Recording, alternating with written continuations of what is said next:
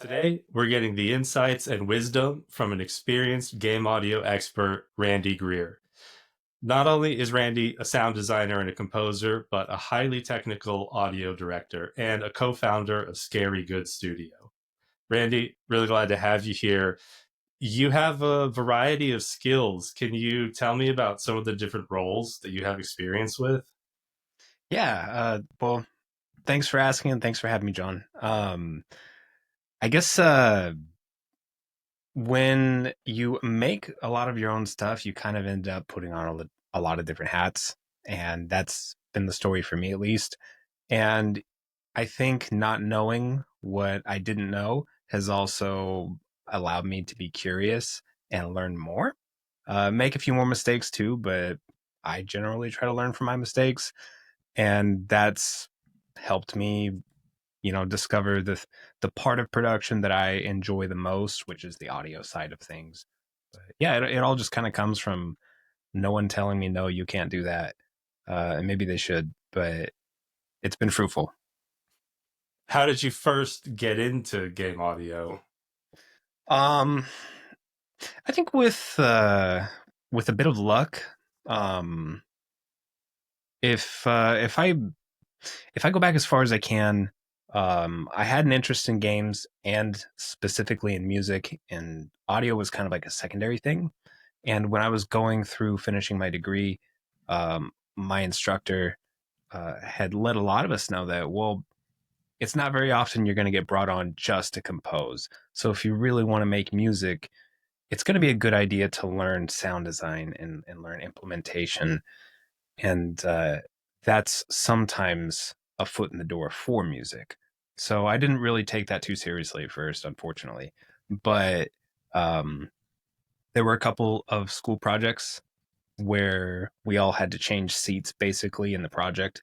And instead of someone always composing, we had to have someone be the director or have someone do the sound design.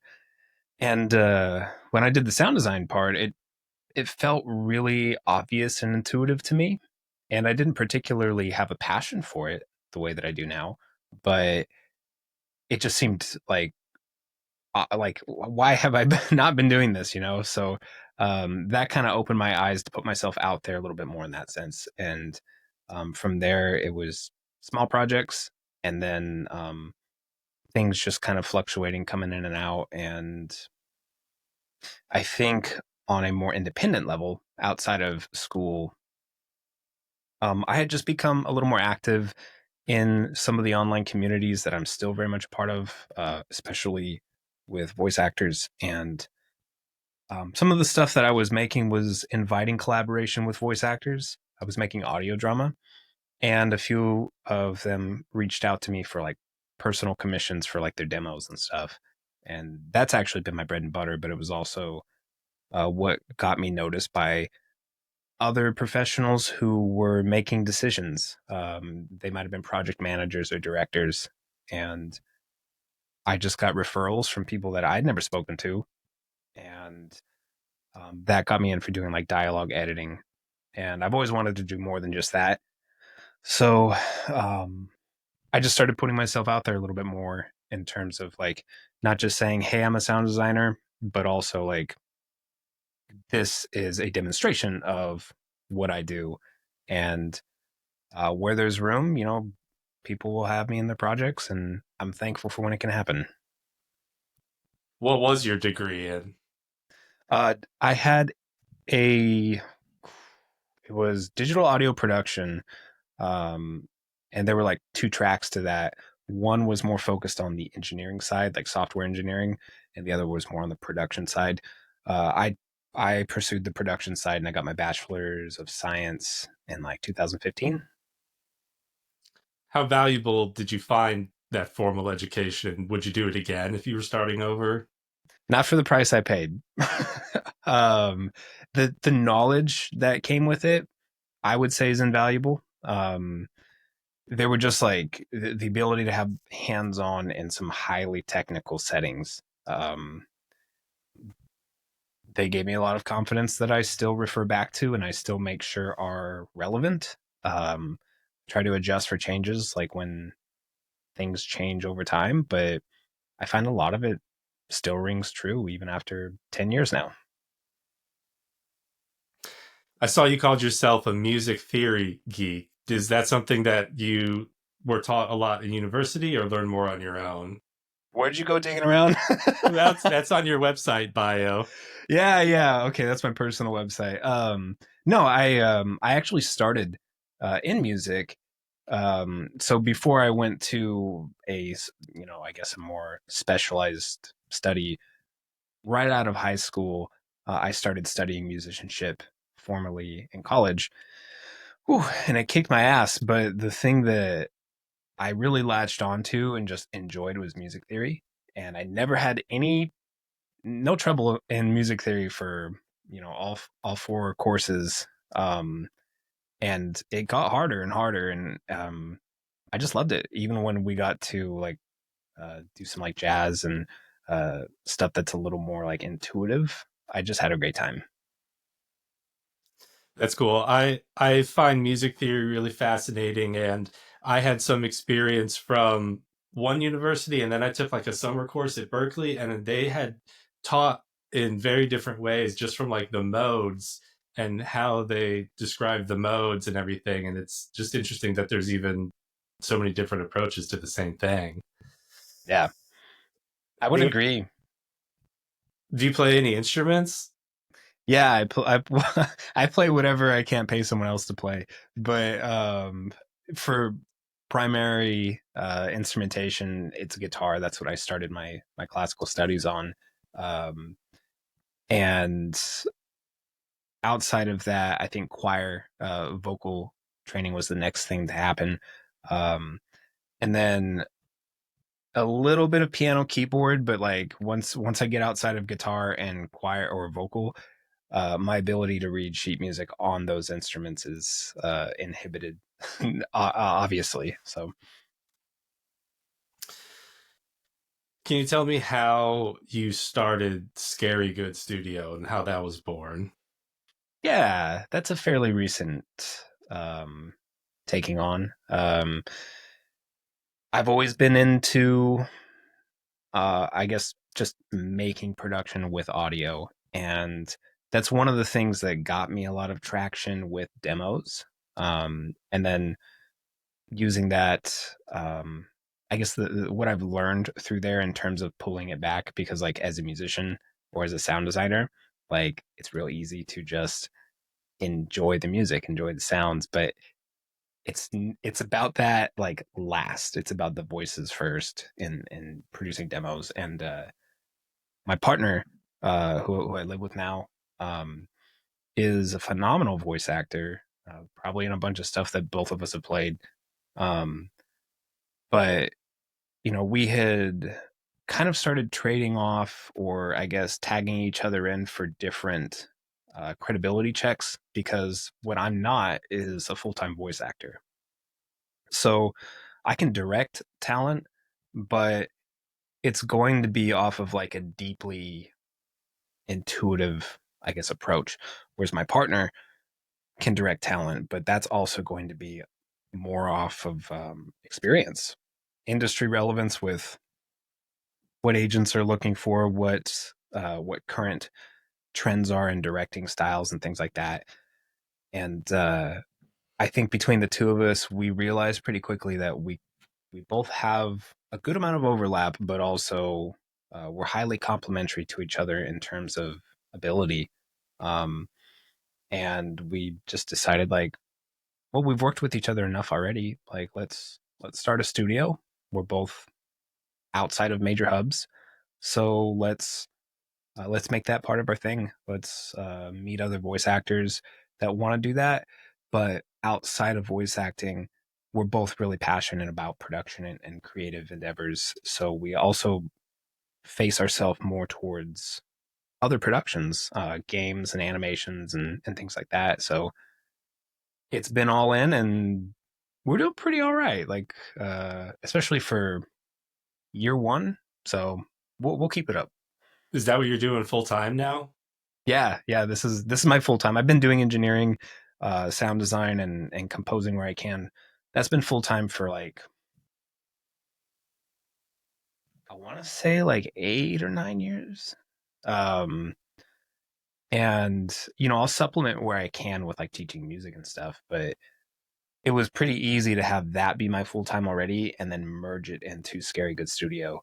Um, and then plus, like, I have a partner who's highly motivated, and covers as much ground as I do or more. So it's uh, it's very reassuring. It's nice to have someone have your back in business as well. Accountability to Oh, keeping help the accountability there. oh yeah. So you mentioned agents. I was curious, how are you finding work? Are you doing a lot of active marketing, or are you working with agencies?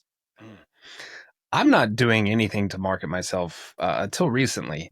I actually took a major hiatus from, like, I guess, doing anything self promotional because I moved from California to Minnesota, and that move kicked the crap out of me. It was a hard move, a long move, and um, it took a while to kind of settle back in. Like, anyone who has their own means of production knows that, like, your setup, it's not always like mobile, and it just takes a while to get settled in.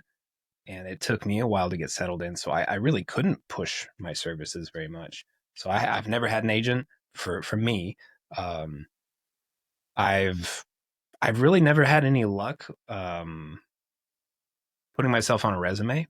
I don't do. I guess I don't do well on paper, but I do really well in person.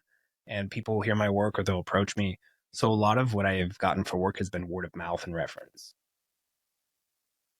Got it.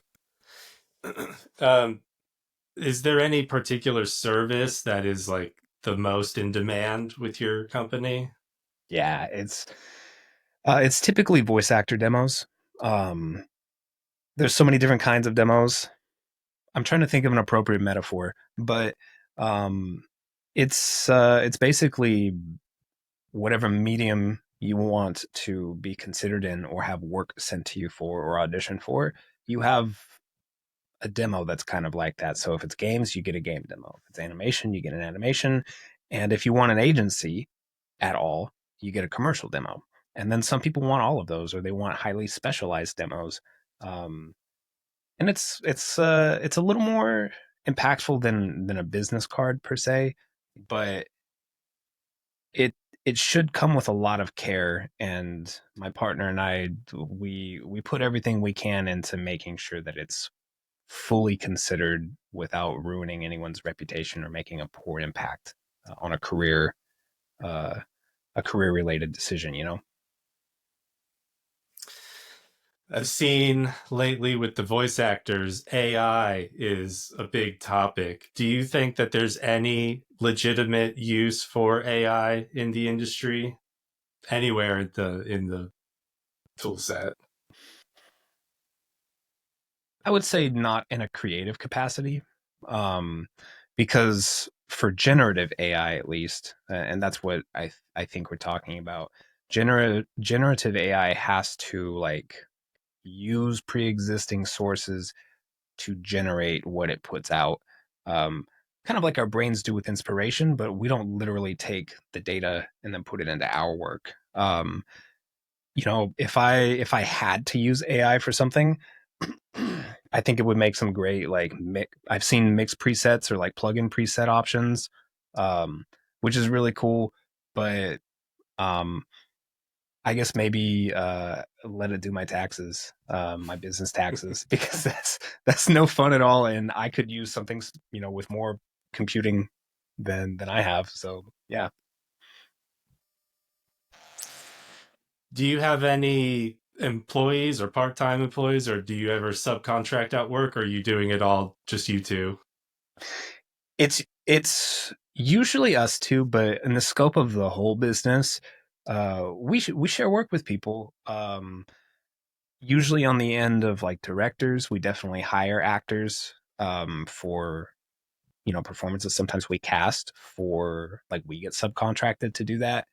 Um, I have tried to subcontract for my work engineering, but I've had people, like, get mad when I suggest that. as an idea. So I have to be very selective about it, but I have handed off work. And recently we're at a position where we have enough traffic where for me to work on some games and for us to produce demos, um, another engineer on hand is fantastic. So we've been kind of having back and forth with someone like within this week actually. That's awesome to hear that you guys are getting steady work. Yeah. Are there any projects that you're particularly proud of or really enjoyed working on? Yeah, yeah, that's a great question. Recently, I put together a couple of my own demos for the first time in my career, which I should have just done so much sooner because I'm actually getting work from those. Like, go figure, right? Um, but on those demos, there are some productions that I had such a good time with, and I was proud of my work. And there are some that I had an awful time with, but I'm proud of my work on it. And like one of them was the one that I had a great time with was Alien Monday.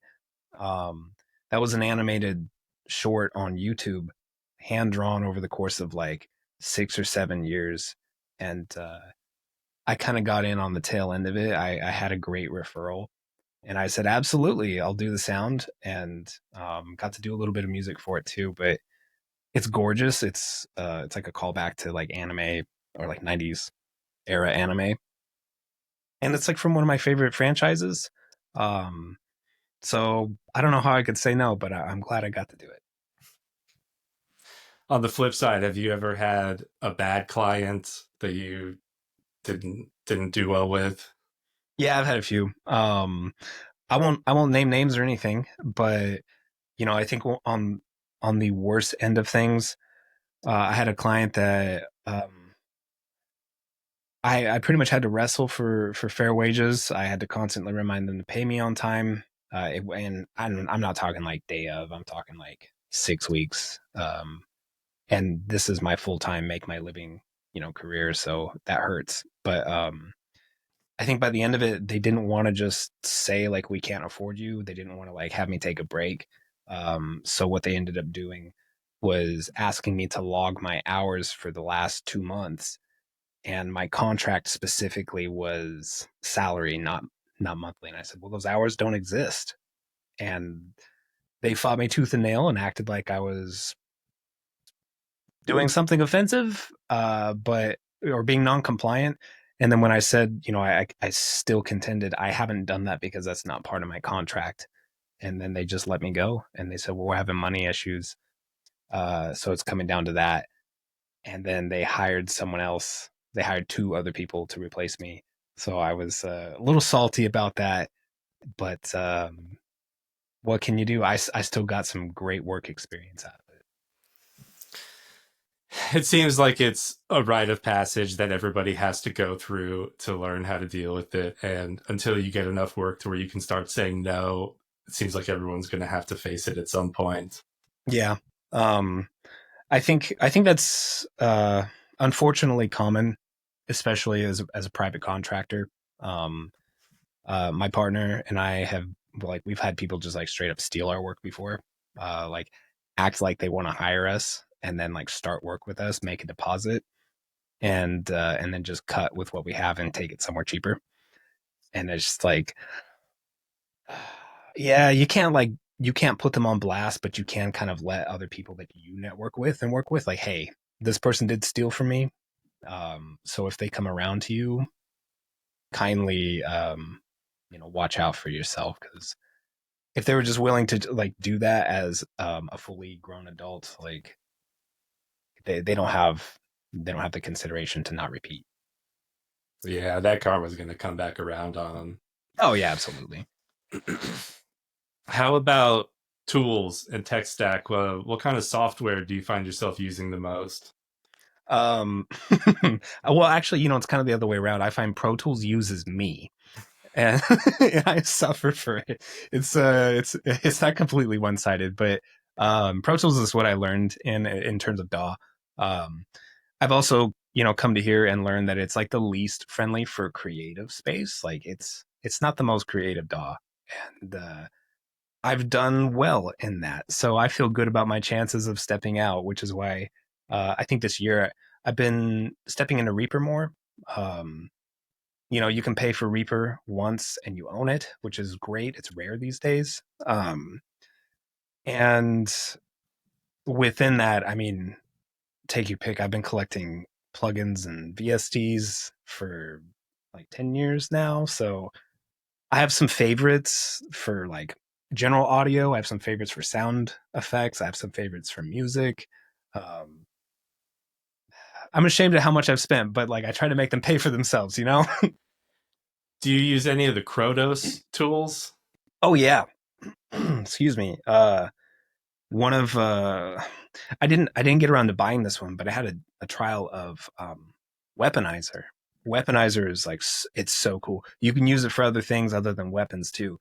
But yeah, Weaponizer was great. The ones that I do use, I have Dehumanizer, Dehumanizer 2. I think I have like a free version of Reformer. Um, and they just it's easy to do too much with them because they're so fun to play with. But they're highly effective and you can make some great stuff with them. How about on the game tools side? Are you spending much time in game engines or using like Fmod or anything like that? Yeah, I have a group of like-minded people who are trying to get more into middleware, and I, I I do this with Wise all the time, where like I'll start it, and then like other stuff comes up. I have to work to make a living, and that's my excuse. Like, all right, well, I'm gonna have to shelf that for now. But where I did actually just dive in head first and almost to a detriment of my work was Unreal 5. Unreal Engine is just like it's not intuitive. Apparently, it's the deep end, but it's such like a capable sandbox that and it's so like open in terms of community infrastructure. You can look up how to do like almost anything, and I just went really hard on that. One of the spots in my technical sound design demo, like the first like little game project, is just like my own project. Like it's like atmospheric outside this gas station and stuff, and it's where I really got to get my hands in there and start using like basically interactive nonlinear sounds. I wish I could just get paid to do that because it's so much fun. But I have to get like I have to get past that before I can get hired to do that. But it's it's working, and I love it. Are you using like a field recorder? Do a lot of sound recording, or are you using synths to do a lot of your sounds? It's a little bit of everything. I think necessity kind of cultivates the most creativity, and I have found that to be true because a lot of times I'll just record things in here, like at my place, my studio. Um, but I have like a really old Zoom, an H4n, and it's got a high noise floor. But if you mic things right, you set up the gain right, you can get stuff that's very usable. And I guess I've always been kind of close to like nature, even in California. So I've got some great field recordings just out of that little thing. Sometimes I'll bring my mic, and people will just like stare at me and start asking me questions while like while I'm recording. It's like it engages them, but um, yeah, it depends on what the sound's for. I try to just make sure that the sound can be like fit to the style of whatever it's in, because like I do think everything has its own style, and stylization is important artistically. So if you can't match that sonically, I would feel like I'm holding the project back personally. So yeah, case by case. Is there any other hardware that you use a lot? Yeah, yeah. Well, I mean, I don't know how well you can see, but there's some synthesizers in the back. I have my Juno 6 and I have my Prophet, and I don't always get to use those in projects, but anytime I get to, I get so excited. I have a DFAM, um, and the nice thing about it not really having a real tempo clock is you can make some like crazy textures by just like cranking up the tempo and like adding effects in the chain. And I've made some like cool drones and pads. I've made some like hover speed bike, spaceship kind of engine sounds and stuff. And um, there's it's not out, but I had this like just vile distortion unit. Retro Mechanical Labs made it, and you can just like destroy any signal. And like if you put that over a synth, if you put that over like a drum, um, you can get like I don't know. It's just it's like creative limitlessness. It's unlimited creativity. In terms of like signal flow hardware, I just got a new interface. Um, so the fact that you can hear me is very lucky. The one that I like to run things through the most is either my Millennia preamp or my Distressor compressor, and those were a long time coming. But I'll put anything through them if I have the chance. Outside of work, if you're just driving in the car, what kind of music are you listening to? That's tough. I think a lot of times, I will say in the last like 3 years, I care about listening to things I can sing to, and I have a wide vocal range, but it's usually rock just because I grew up on like rock and metal. Sometimes if I'm driving home and it's like a awful commute, I'll put something relaxing on. I don't need more road rage on top. Um, yeah, I don't really tune into the radio that much unless I want to get in touch with ads, which does happen. But yeah, usually like metal or jazz. What are some bands that you like? Um, I used to like As I Lay Dying a lot. Um, and then there was like some scandal with their lead vocalist. I guess he hired a hitman. And he went, yeah, it did not, it went poorly as you could imagine. And, their band like pretty much dissolved and I stopped listening to them for so long. And then my buddies sent me like, hey, they got a new track. And it's like, they're like a Frankenstein of like what they used to be with members, but just like they have the guitarist from this other band Unearth and like the singer from this other band Miss May I, and they just like made some good stuff. And I was like, well, I still hate what happened with them, but this is like hard, and the guitar is like unnecessarily chuggy. Other bands, I've been having like a grunge phase recently. A lot of Alice in Chains, Nine Inch Nails. Um, uh, Not so much a band, but I've also been listening to this electronic artist, Zemiskala, and they have some like almost like neurophysical mix in like some of their stuff where like I can like physically feel it in my head somewhere. I'm like, I like this, but I don't know why. Do you know what binaural audio is? Yeah, yeah, and I don't know if they're using that, but I have experienced similar things with binaural audio. I have a couple programs. Some of them are still out there on my Dev Dungeon page, like a binaural audio generator where you can like plug in the frequencies and have it generate the sounds for you. Nice. How about, do you have any favorite video games? A lot, man.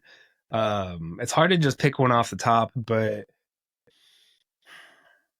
if I had to go like all time favorites, it's probably going to be like Splinter Cell Chaos Theory, maybe Ace Combat 5 or 6.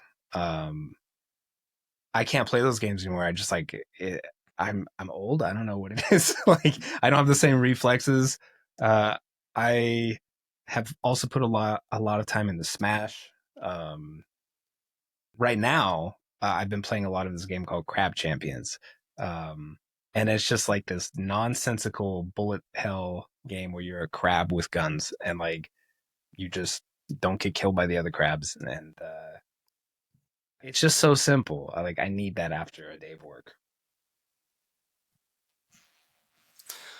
Well, Randy, before we go, is there anything else you'd like to plug or anything else you want to share? Hmm.